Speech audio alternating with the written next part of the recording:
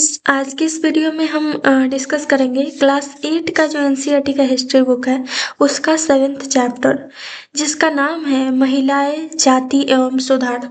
तो बेसिकली इस चैप्टर में हम महिलाओं के बारे में, उनमें क्या क्या सुधार आए, पहले जो टाइम था उस टाइम पे कल्चर के नाम पे बहुत सारी चीज़ें होती थी महिलाओं के प्रति जो कि बहुत गलत थी। तो उसमें क्या क्या सुधार आया उस चीज़ को हम देखेंगे। जैसे सती प्रथा हो गया, पर्दा प्रथा, विधवा विवाह से रिलेटेड कुछ इसमें चेंजेस आए, ये सारी चीज़ों को हम देखेंगे। साथ ही जाति में क्या क्या सुधार है इस चीज़ के बारे में हम देखेंगे। तो स्टार्ट करते हैं फर्स्ट टॉपिक से।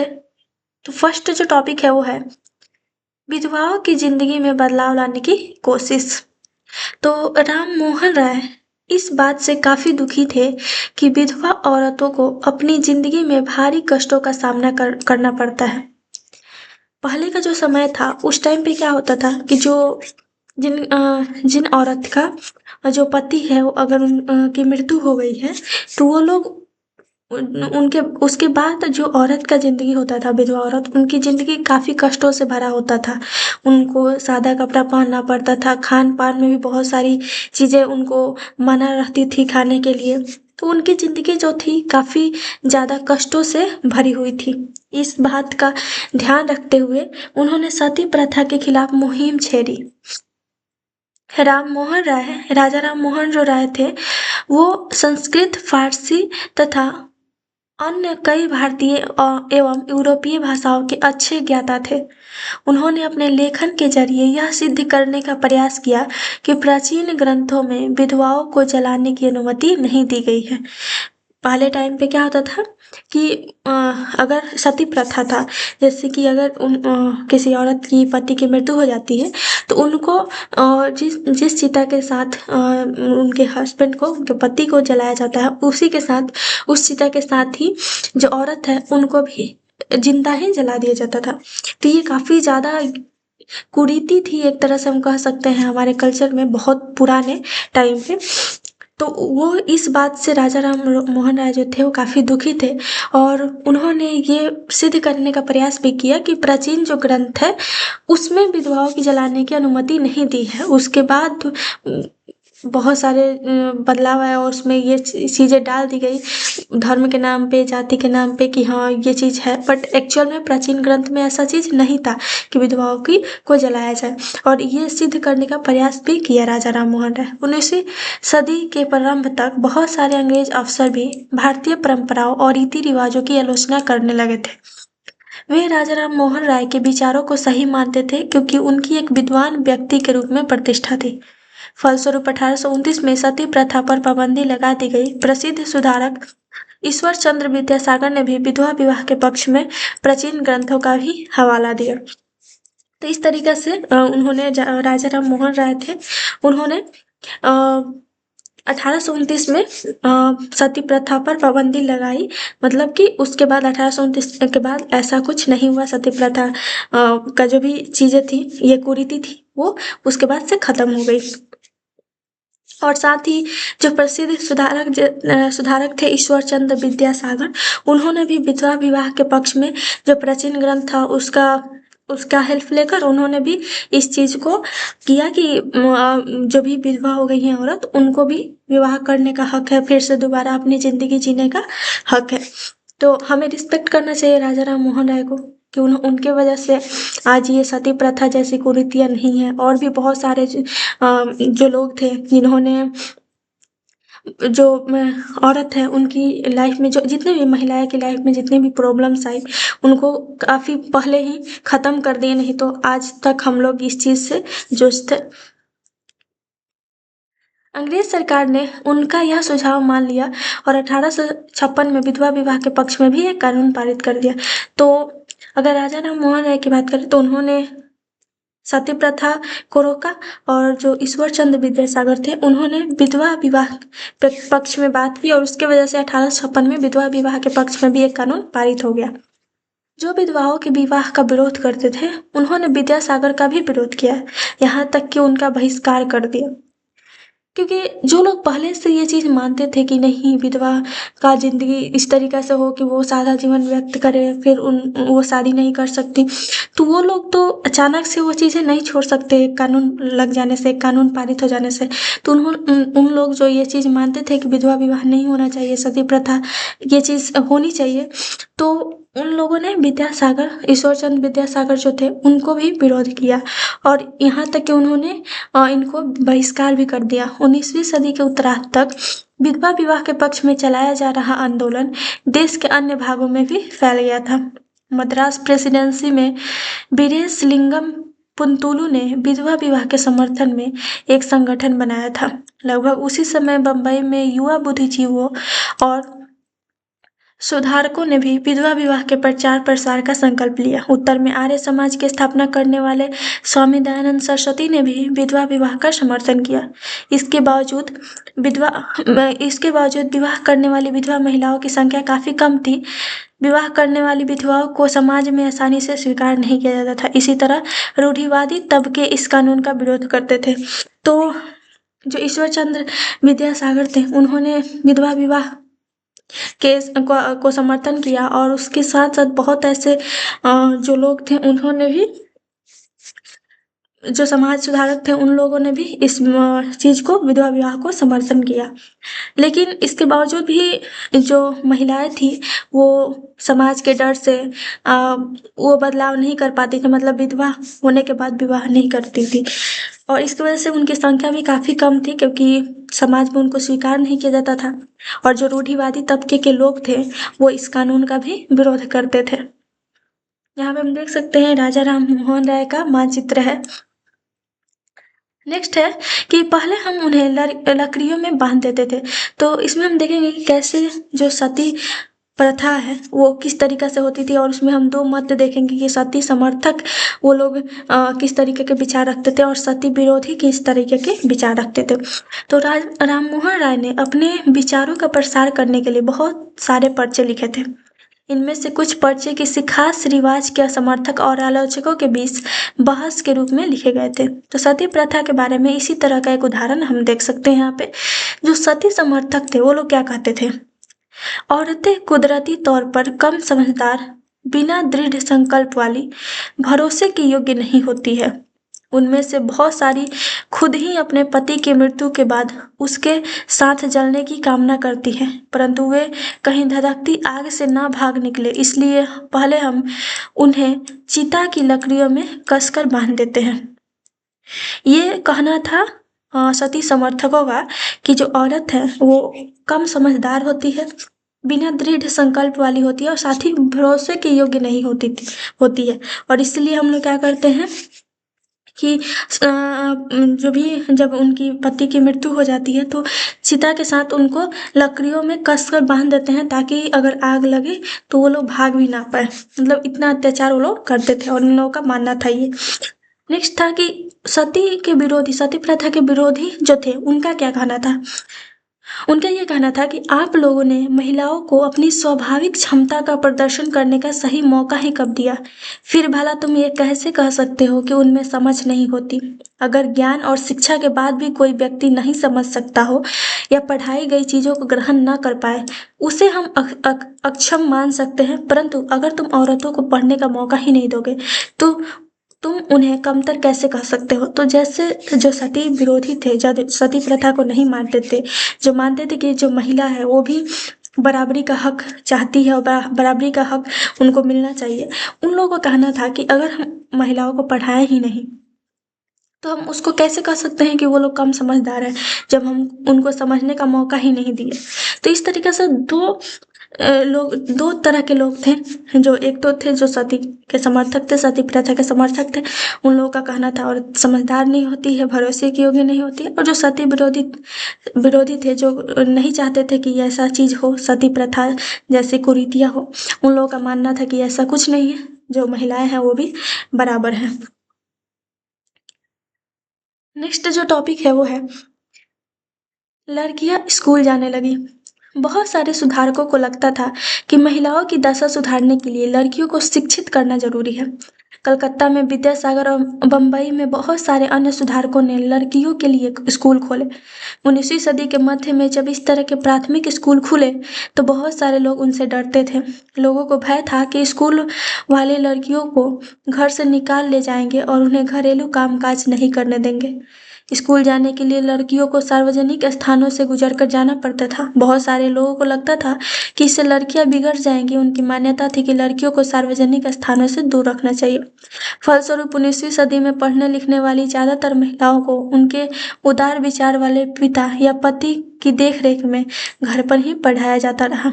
कई महिलाओं ने बिना किसी के मदद लिए खुद ही पढ़ना लिखना सीखा। 19वीं सदी के आखिर के हिस्सों में आर्य समाज पंजाब में और ज्योतिराव फुले द्वारा महाराष्ट्र में लड़कियों के लिए स्कूल खोले गए।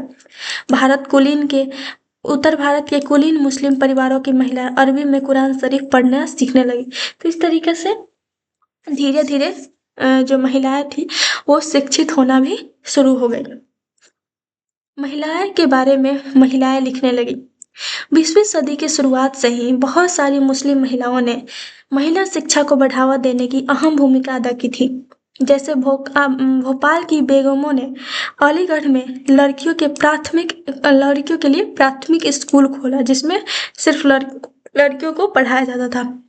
बेगम रुकैया सखावत हुसैन भी इस दौर की एक प्रभावशाली महिला थी जिन्होंने कलकत्ता और पटना में मुस्लिम लड़कियों के लिए स्कूल खोले।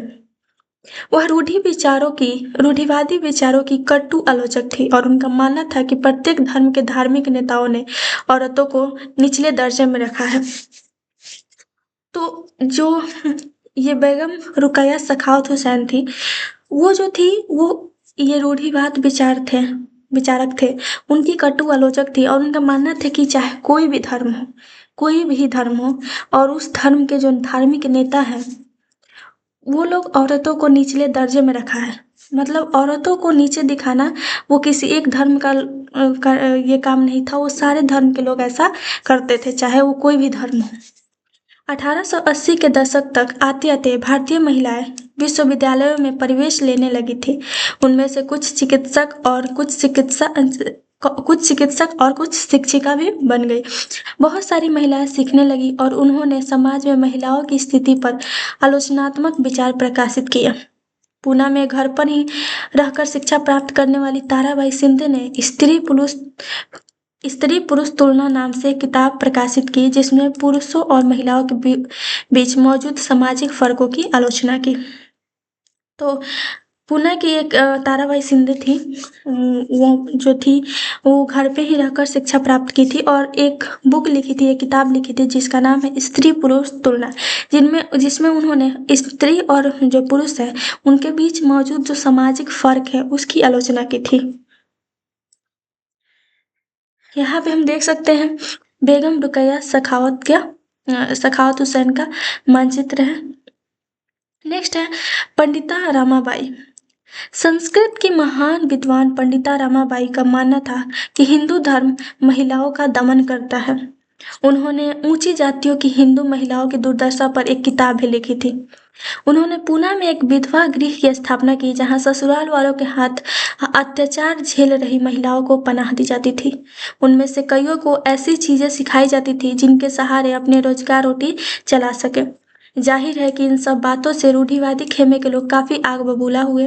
उदाहरण के लिए बहुत सारे हिंदू राष्ट्रवादियों को लगने लगा कि हिंदू महिलाएं पश्चिमी तौर तरीके अपना रही है जिससे हिंदू संस्कृति भ्रष्ट और पारिवारिक संस्कार नष्ट हो जाएंगे। तो जो पंडिता रमाबाई थी वो मानती थी कि हिंदू धर्म जो है महिलाओं का दमन करता है। और जैसे कि उन्होंने एक किताब भी लिखी थी जिसमें ऊंची जातियों की जो हिंदू महिलाएं थी उनकी दुर्दशा को उस टाइम पे कैसा उन लोगों के साथ सलूक किया जाता था उसके बारे में उन्होंने बताया उस किताब में। साथ ही उन्होंने एक विधवा गृह भी खोला था जिसमें जो भी अगर कोई महिला है जिनका पति की मृत्यु हो जाती है उसके बाद ससुराल वाले उन पर अत्याचार करते थे, उन महिलाओं को वो वहाँ पे पनाह दिया जाता था।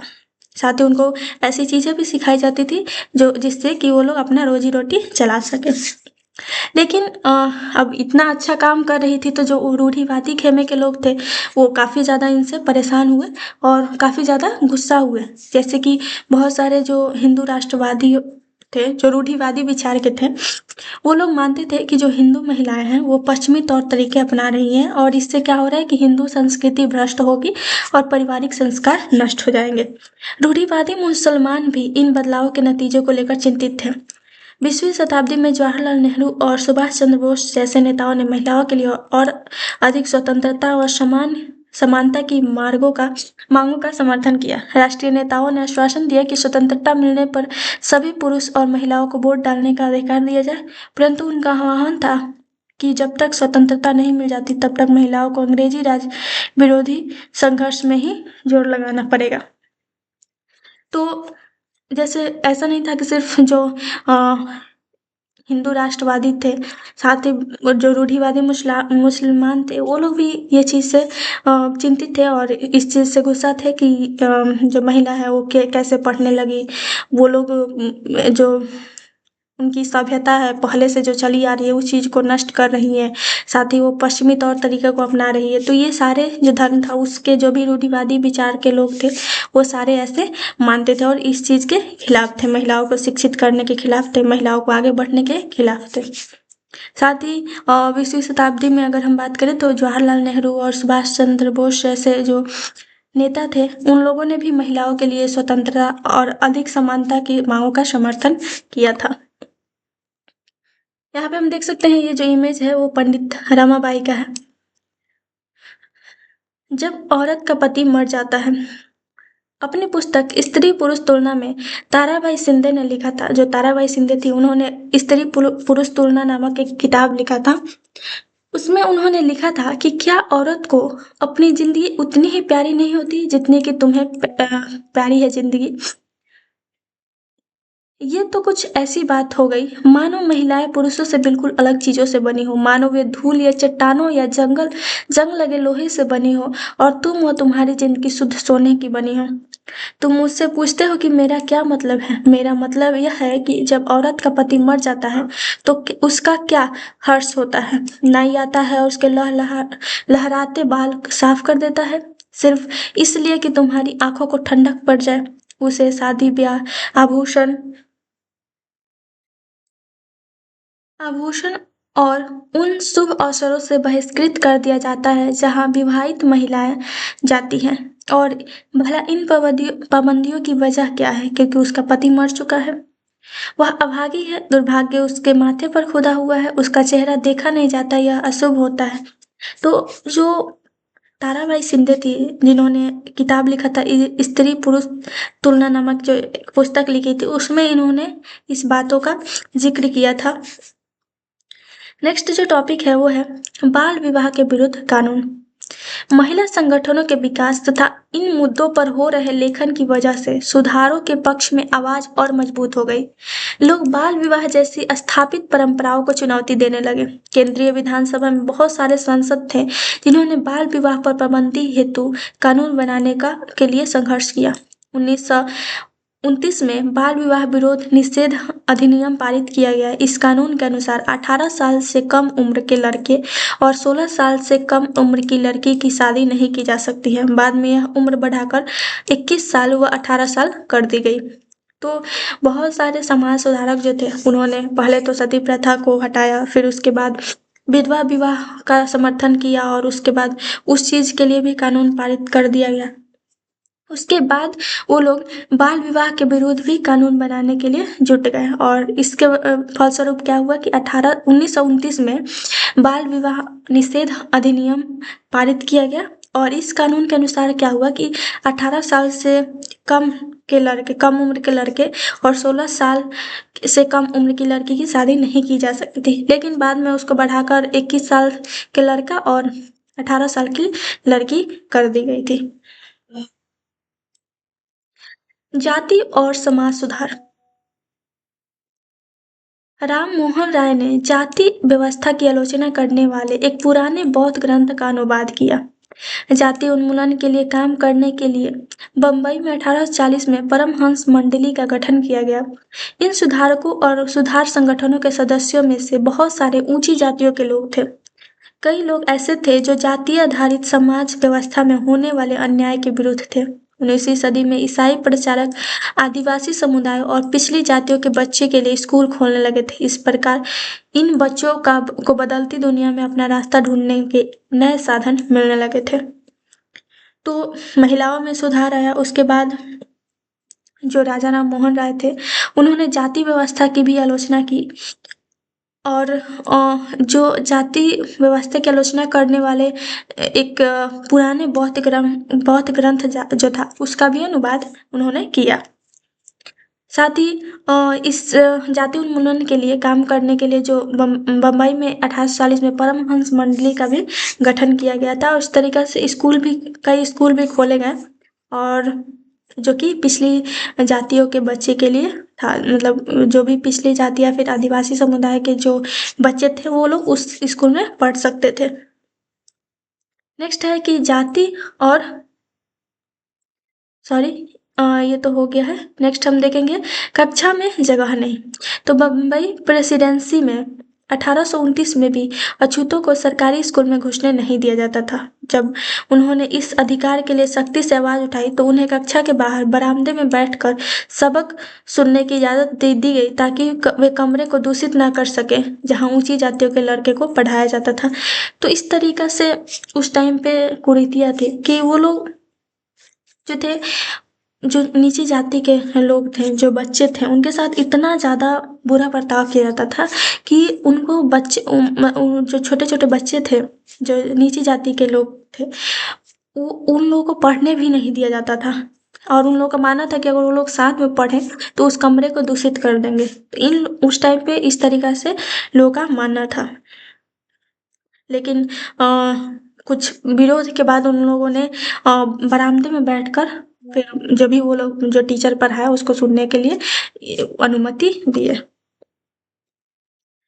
नेक्स्ट है समानता और न्याय की मांग। तो 19वीं सदी के दूसरे हिस्से तक तो गैर ब्राह्मण जातियों के भीतर से भी लोग जातीय भेदभाव के खिलाफ आवाज उठाने लगे। तो 19वीं सदी के शुरुआत से क्या हुआ कि जो गैर ब्राह्मण जातियों के भीतर से भी जो लोग थे, वो जातीय भेदभाव के खिलाफ आवाज उठाने लगे थे। उन्होंने सामाजिक समानता और न्याय की मांग करते हुए आंदोलन शुरू कर दिए थे। मध्य भारत में सतनामी आंदोलन की शुरुआत घासीदास ने की थी, जिन्होंने चमड़े का काम करने वालों को संगठित किया और उनकी सामाजिक स्थिति में सुधार के लिए आंदोलन छेड़ दिया। पूर्वी बंगाल में हरिदास ठाकुर के मतुआ पंथ ने चंडाल काश्तकारों के बीच काम किया। हरिदास ने जातीय व्यवस्था को सही ठहराने वाले ब्राह्मण ग्रंथों का इस्तेमाल किया। हरिदास ने जातीय व्यवस्था को सही ठहराने वाले जो ब्राह्मण ग्रंथ थे उस पे भी सवाल किया। जो ब्राह्मण ग्रंथ थे वो जाति व्यवस्था जो थी उसको सही ठहराते थे। मीन्स की छोटे जाति और छोटे जाति, बड़े जाति, इस तरीके से जो चीजें थी उसको वो लोग सही मानते थे। जो ब्राह्मण ग्रंथ था तो उस पे भी उन्होंने सवाल उठाया। जिसे आज केवल कहा जाता है, वहाँ ऐसवा जाति के श्री नारायण गुरु ने अपने लोगों के बीच एकता को आदर्श रखा। उन्होंने जातिगत भिन्नता के आधार पर लोगों के बीच भेदभाव करने का विरोध किया। उनके अनुसार सारी मानवता की एक ही जाति है। उनका एक महत्वपूर्ण कथन था, ओरु जाति ओरु मतम ओरु देवम मनुष्यानि। मीन्स की मानवता की एक जाति, एक धर्म और एक ईश्वर है। ठीक है, तो ये एक इम्पोर्टेंट पॉइंट है। नेक्स्ट है टॉपिक, वो है गुलामगिरी। तो निम्न जाति नेताओं में ज्योतिराव फुले सबसे मुखर नेताओं में से थे। 1827 में जन्मे ज्योतिराव फुले ने ईसाई प्रचारकों द्वारा खोले गए स्कूलों में शिक्षा पाई थी। बड़े होने पर उन्होंने जाति आधारित समाज में फैले अन्याय के बारे में अपने विचार व्यक्त किए।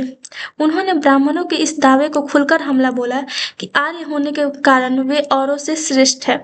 फुले का तर्क था कि आर्य विदेशी थे जो उपमहाद्वीप के बाहर से आए थे और उन्होंने इस मिट्टी के असली बारिशों आर्यों के आने से पहले यहाँ रह रहे मूल निवासियों को हराकर उन्हें गुलाम बना लिया था। जब आर्यों ने अपना प्रभुत्व स्थापित कर लिया तो वे पराजित जातियों को निम्न जाति वाला मानने लगे। फूले के अनुसार ऊंची जातियों का जमीन और सत्ता पर कोई अधिकार नहीं है। यह धरती यहाँ के देश के लोगों की कथित निम्न जातियों के लोगों की है। फूले ने दावा किया कि आर्यों के शासन से पहले यहाँ स्वर्ण युग था, जब योद्धा किसान जमीन जोतते थे और मराठा देहात पर न्याय संगत और निष्पक्ष तरीकों से शासन करते थे। तो जो निम्न जाति के नेता थे ज्योतिराव फूले, वो जितने भी नेता थे उसमें बहुत बड़े नेता थे, सबसे मुखर नेताओं में से एक थे। और उनका मानना था कि ये निम्न जाति उच्च जाति जैसा कुछ नहीं था।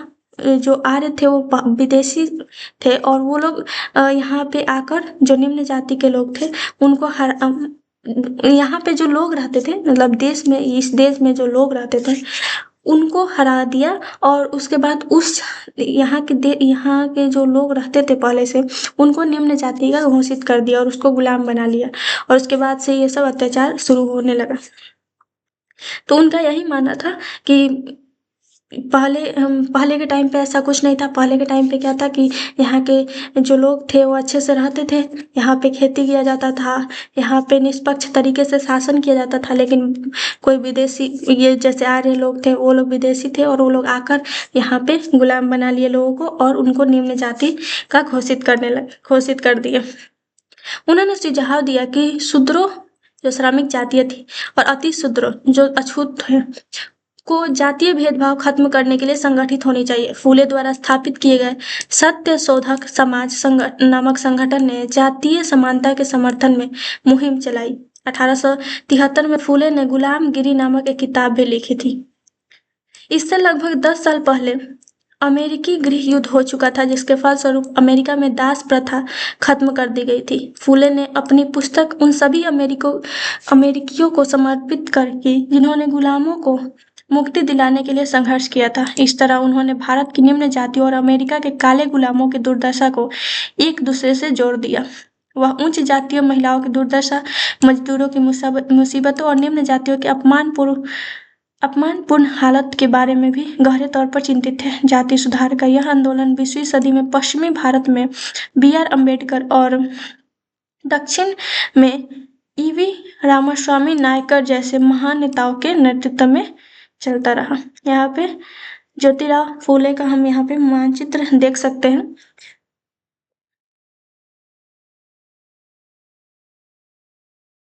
मैं यहाँ और तुम वहाँ। फूले उच्च जाति नेताओं के उपनिवेशवाद विरोधी राष्ट्रवाद के भी आलोचक थे। उन्होंने लिखा था कि ब्राह्मणों ने अपने धर्म की वह तलवार छिपा ली है जिसने लोगों की संपन्नता का गला काट दिया है, और अब वे देश के महान देशभक्त बने घूम रहे हैं। वे हमारे शूद्र, मुस्लिम और पारसी नौजवानों को ये सलाह देते हैं कि अगर हम ऊंच नीच के बारे में सारा लड़ाई झगड़ा बंद करके एकजुट नहीं होंगे तो हमारा देश कभी उन्नति नहीं कर पाएगा। यह एकता उन्हीं के फायदे में है, क्योंकि इसके बाद दोबारा यही स्थिति पैदा हो जाएगी, मैं यहाँ और तुम वहाँ। नेक्स्ट है, हम भी इंसान हैं। तो 1987 में भीमराव अंबेडकर जी ने कहा था कि अब हम सिर्फ ये साबित करने के लिए तालाब पर जाना चाहते हैं कि औरों की तरह हम भी इंसान हैं। हिंदू समाज का 2 मुख्य सिद्धांतों, समानता और जातिवाद की समाप्ति पर पुनर्गठन किया जाना चाहिए। नेक्स्ट जो टॉपिक है वो है, मंदिरों में कौन जा सकता था।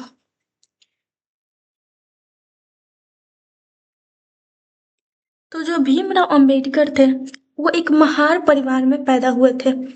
बचपन में उन्होंने इस बात को बहुत नज़दीक से देखा था कि रोजाना की जिंदगी में जातीय भेदभाव और पूर्वाग्रह क्या होता है।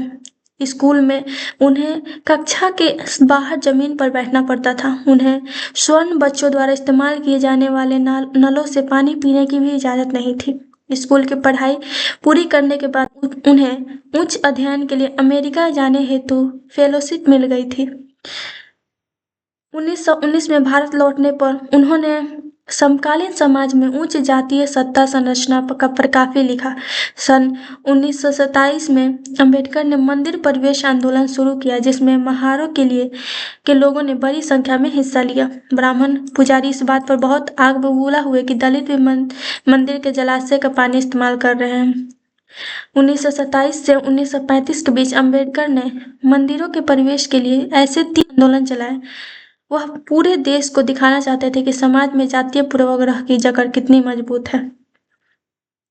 नेक्स्ट है गैर ब्राह्मण आंदोलन। 20वीं सदी के आरंभ में गैर ब्राह्मण आंदोलन शुरू हुआ। यह प्रयास उन गैर ब्राह्मण जातियों का था जिन्हें शिक्षा, धन और प्रभावी हासिल हो चुका था। उनका तर्क था कि ब्राह्मण तो उत्तर से आए, उन आर्य आक्रमणकारियों के वंशज हैं जिन्होंने यहाँ के मूल निवासियों देसी द्रविड़ नस्लों को हराकर दक्षिणी भूभाग पर विजय हासिल की है। उन्होंने सत्ता पर ब्राह्मणवादी दावे को भी चुनौती दी। पेरियार के नाम से प्रसिद्ध ईवी रामास्वामी नायकर एक मध्य वर्गीय परिवार में पले बढ़े थे। अपने प्रारंभिक जीवन में सन्यासी थे और उन्होंने संस्कृत शास्त्रों का गंभीरता से अध्ययन किया। बाद में कांग्रेस के सदस्य बने, परंतु जब उन्होंने राष्ट्रवादियों द्वारा आयोजित की गई एक दावत में देखा कि वहां बैठने के लिए जातियों के हिसाब से अलग अलग इंतजाम किया जाता है, तो उन्होंने हताश होकर पार्टी ही छोड़ दी। इस दावत में निम्न जातियों और उच्च जातियों के लिए अलग अलग बैठने का इंतजाम किया गया था। पेरियार की समझ में आ चुका था कि अछूतों को अपने स्वाभिमान के लिए खुद लड़ना होगा। इसी बात को ध्यान में रखते हुए उन्होंने स्वाभिमान आंदोलन शुरू कर दिया। उनका कहना था कि मूल तमिल और द्रविड़ संस्कृतियों के असली वाहक अछूत ही हैं, जिन्हें ब्राह्मणों ने अपने अधीन कर लिया है।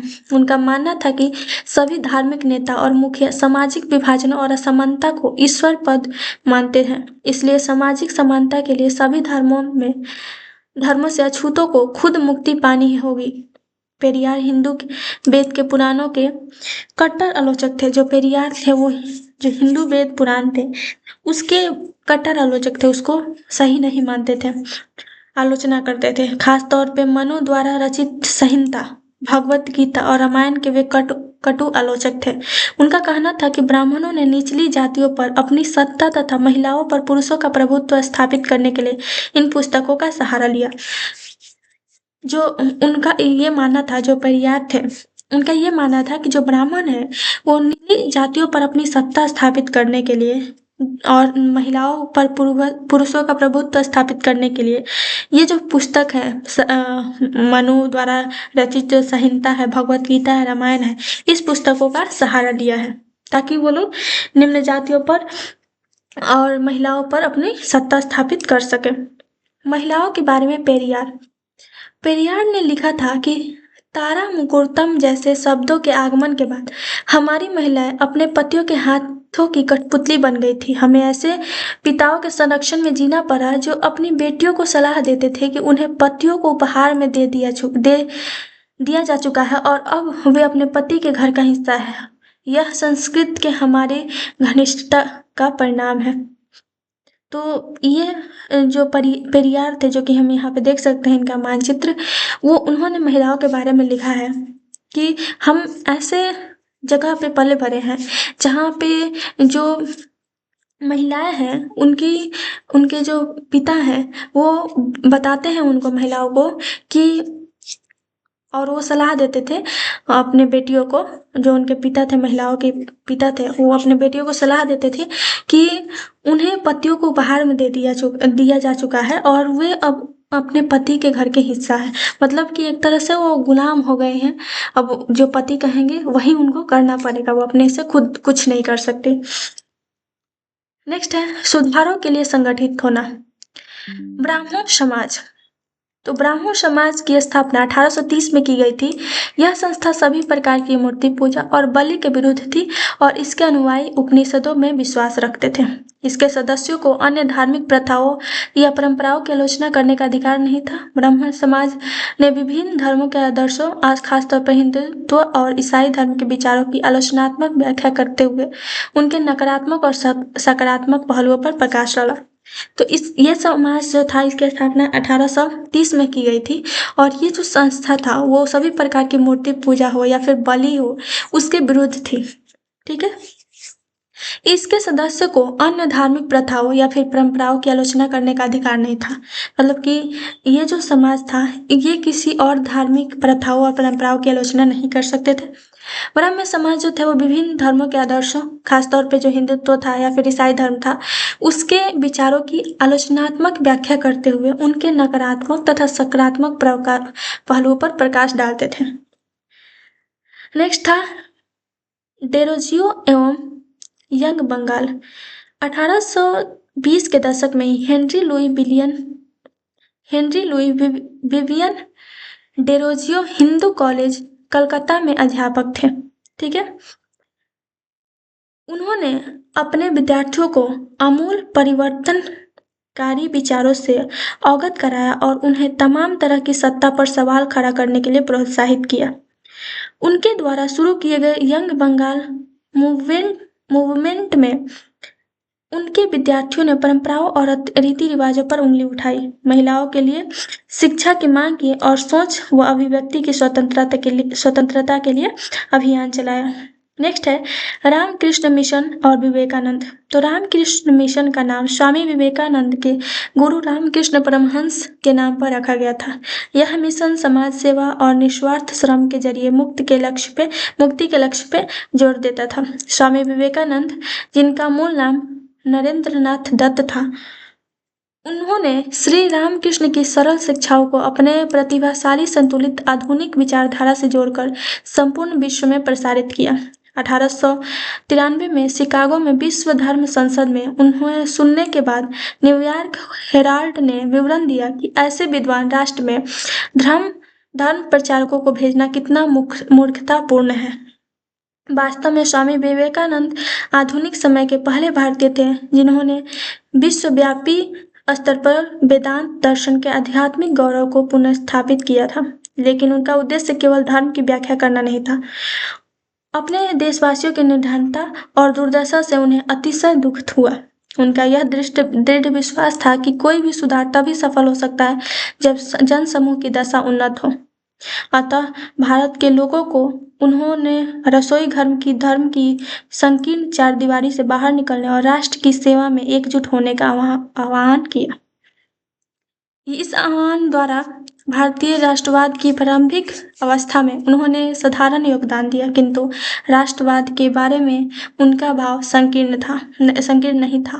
उन्हें विश्वास था कि मानव जाति को जिन समस्याओं का सामना करना पड़ रहा है, उन पर तभी काबू पाया जा सकता है जब विश्व के सभी राष्ट्र एक समान धरातल पर एक साथ आगे आते हैं।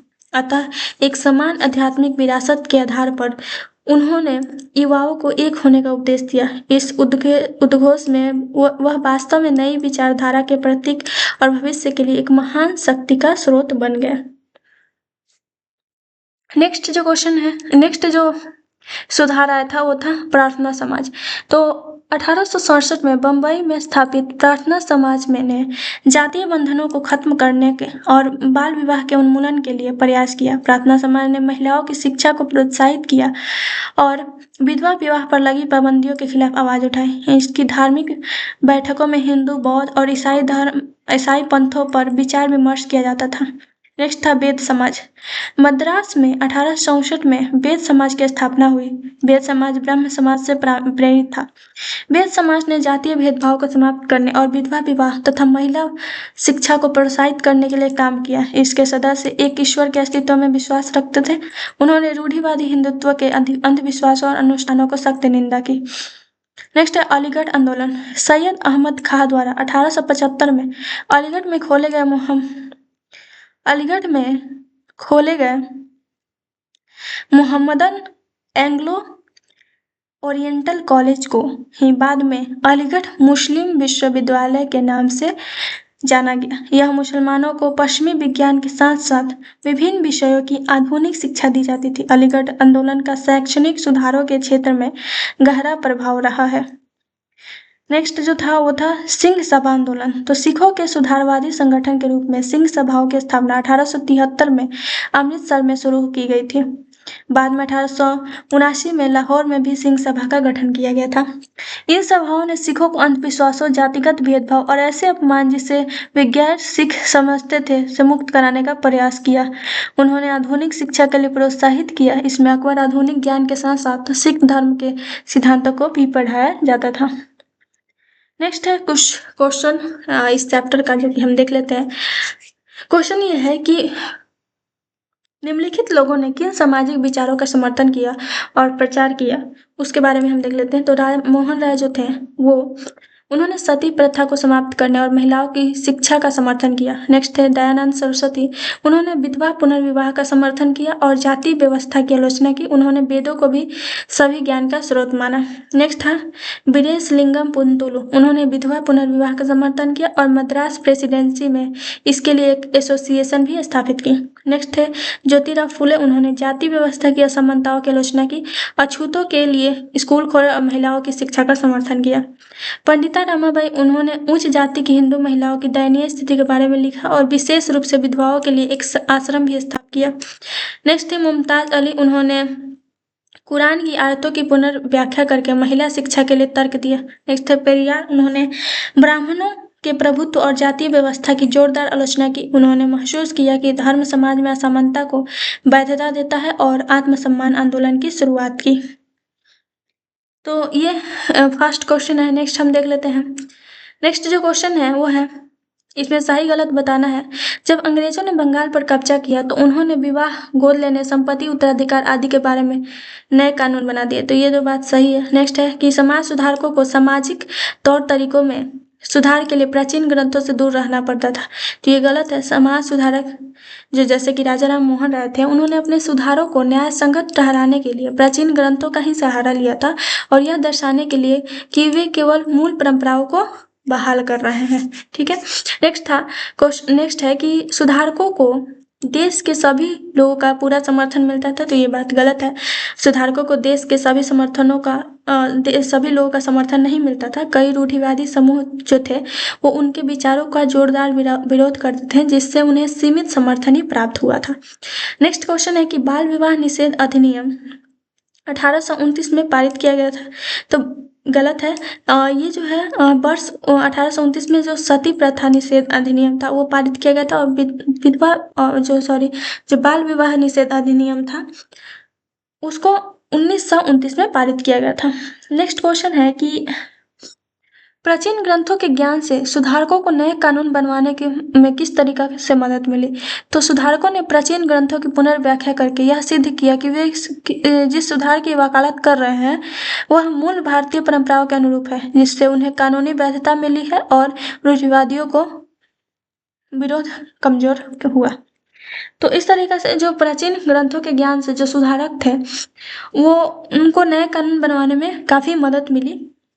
नेक्स्ट क्वेश्चन है कि लड़कियों को स्कूल ना भेजने के पीछे लोगों के पास कौन कौन से कारण होते थे। तो उनको डर था कि सार्वजनिक स्थान पर जाने से वे भ्रष्ट हो जाएंगी, उनको डर था कि पढ़ाई से वे घर के काम ठीक से नहीं कर पाएंगी, या धारणा थी कि शिक्षा से उनके पति का उन पर अधिकार कमजोर हो जाएगा। नेक्स्ट क्वेश्चन है कि ईसाई प्रचारकों की बहुत सारे लोग क्यों आलोचना करते थे।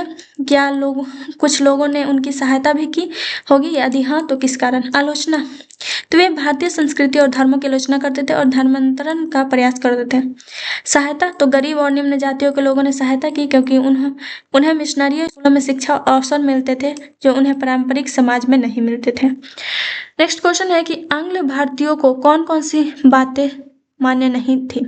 तो सती प्रथा, बाल विवाह, जातिगत असमानता और महिलाओं को शिक्षा से वंचित रखना। ज्योतिराव और अन्य सुधारकों ने समाज में जातीय समानताओं की आलोचनाओं को किस तरह सही ठहराया। तो फूले जो थे उन्होंने तर्क दिया कि उच्च जाति जो ब्राह्मण थे वो बाहरी आर्य आक्रमणकारी है और उन्हें यहाँ के मूल निवासियों को अधीन कर दिया गया है। उन्होंने जो यहाँ के मूल निवासी है, जो देश में रह रहे लोग हैं पहले से, उनको अपने अधीन कर दिया है। नेक्स्ट थे कि वो थे पेरियार, उन्होंने इस मानवीय गरिमा के विरुद्ध माना और तर्क दिया कि सभी मनुष्य समान हैं। नेक्स्ट क्वेश्चन है कि पहले के समय और आज के समय में लागू किए संपत्ति उत्तराधिकार के बारे में फर्क पता करें तो पहले क्या था कि पैतृक संपत्ति पर पुत्रियों का कोई अधिकार नहीं होता था, सिर्फ बेटों को मिलता था। और आज के समय बेटियों को बेटे के समान पैतृक संपत्ति में बराबर हिस्सा मिलता है। जैसे हिंदू उत्तराधिकार अधिनियम 2005 के बाद क्या होता है कि जो बेटी है और बेटा है उनको समान संपत्ति मिलता है। ठीक है, नेक्स्ट क्वेश्चन है कि ब्रिटिश प्रशासन के लिए अमेरिकी गृह युद्ध का हर्ष क्या मायने रखता था। तो अमेरिकी गृह युद्ध के कारण कपास की आपूर्ति रुक गई थी। ब्रिटिश प्रशासन को इंग्लैंड की मिलों को बचाए रखने के लिए भारत में कपास उत्पादन बढ़ाना पड़ा। नेक्स्ट था ज्योतिराव फुले और रामास्वामी नायकर राष्ट्रीय आंदोलन की आलोचना क्यों करते थे। क्या उनकी आलोचना से राष्ट्रीय संघर्ष में किसी तरह की मदद मिली।